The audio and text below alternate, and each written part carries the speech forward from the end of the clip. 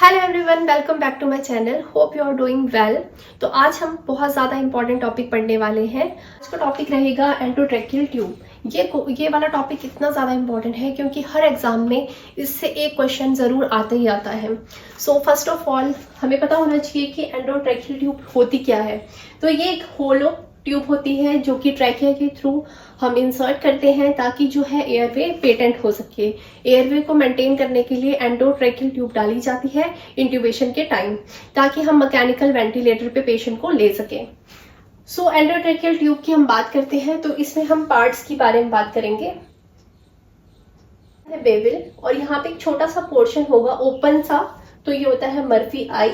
यहाँ पे ये वाला पोर्शन रहता है कफ। ये वोकल कॉर्ड गाइड रहती है।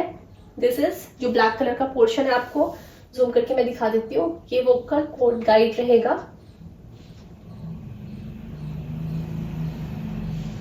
और यहाँ पे मैगिल कर्व रेडियस, यहाँ पे ये है पायलट बैलून।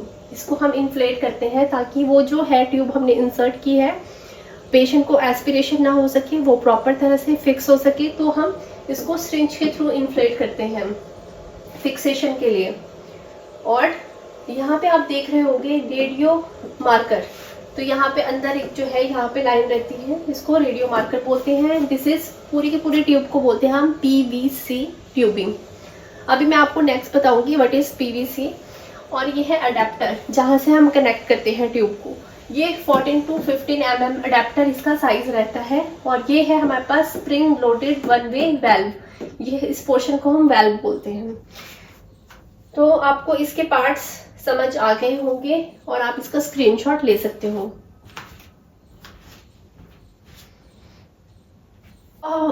और हम अब बात करेंगे रेड रबर एंड पीवीसी, दोनों में क्या डिफरेंस है। ये है रेड रबर, ये है पीवीसी पॉलीविनाइल क्लोराइड।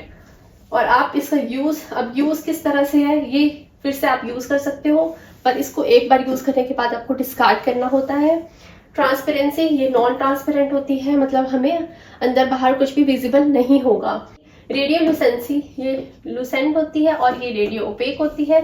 और मर्फी आई इस दोनों में इसमें प्रेजेंट होती है, जो भी मैंने लास्ट इमेज में आपको दिखाई, और इसमें मर्फी आई नहीं होगी। और ये जो कफ होता है ये लो वॉल्यूम हाई प्रेशर का रहता है रेड रबर में।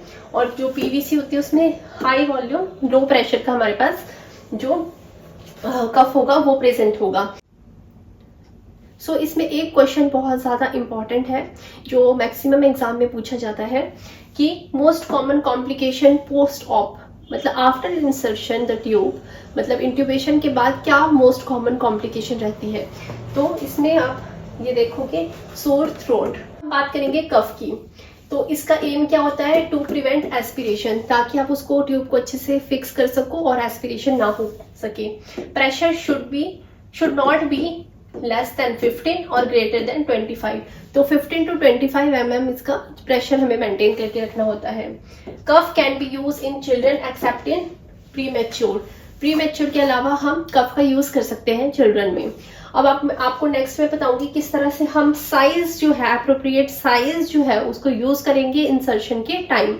साइज ऑफ ईटीटी, तो ये इसका फॉर्मूला रहता है, आप देखोगे 1 to 14 ईयर्स के बच्चों के लिए हम यूज करते हैं formula age in year upon 4 + 4.5। इस तरह से आप जो है एक एप्रोप्रिएट साइज निकाल सकते हो ईटीटी ट्यूब का। इसको आप राइट डाउन कर सकते हो। अब अडल्ट मेल में जो है, हम जब भी इंट्यूबेशन ट्रॉली सेट होती है तो हम जो ईटी ट्यूब है वो एक साइज बड़ा भी रखेंगे, एक मीडियम रखेंगे, एक उससे छोटा रखेंगे। तो मैक्सिमम अडल्ट मेल में 8 से लेके 8 to 8.5 नंबर अडल्ट मेल में यूज किया जाता है। अडल्ट फीमेल में 7 to 7.5 नंबर यूज किया जाता है। चिल्ड्रन का आपको मैंने बता दिया किस तरह आप फॉर्मूला से निकालोगे। न्यूबॉर्न में 3 तक और इन्फेंट्स में 3.5 to 4 हम जो है साइज लेते हैं इंसर्शन के टाइम। ये length of ETT endotracheal tube, adult mail में 23 सेंटीमीटर, अडल्ट फीमेल में 21 सेंटीमीटर, और चिल्ड्रन में ये formula age in year upon 4 + 12 centimetre. इस तरह से आप निकाल सकते हो अगर आपको लेंथ पूछे तो। कंफर्मेशन ऑफ पोजीशन, सबसे पहला आता है मिस्ट, सेकंड चेस्ट एक्सपेंशन, आप चेक करोगे expansion, and then compliance and ventilation bag के थ्रू जो है आप चेक कर सकते हो, एंड देन ऑस्कल्टेशन, ऑस्कल्टेट करोगे जो चेस्ट है वो बायलेटरल दोनों साइड से प्रॉपर इन्फ्लेट होनी चाहिए एंड डिफ्लेट होनी चाहिए।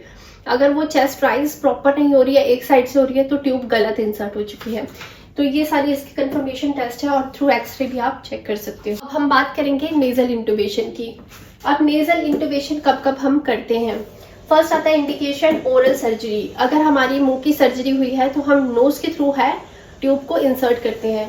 नेक्स्ट आता है इनएडिक्वेट माउथ ओपनिंग, माउथ अच्छे से ओपन नहीं हो पा रहा है, and then prolong intubation, and maximum जो इसका टाइम रहता है वो 2 वीक तक रहता है।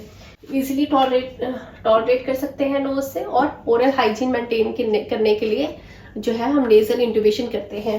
नेक्स्ट आता है हमारे पास डिसएडवांटेजेस।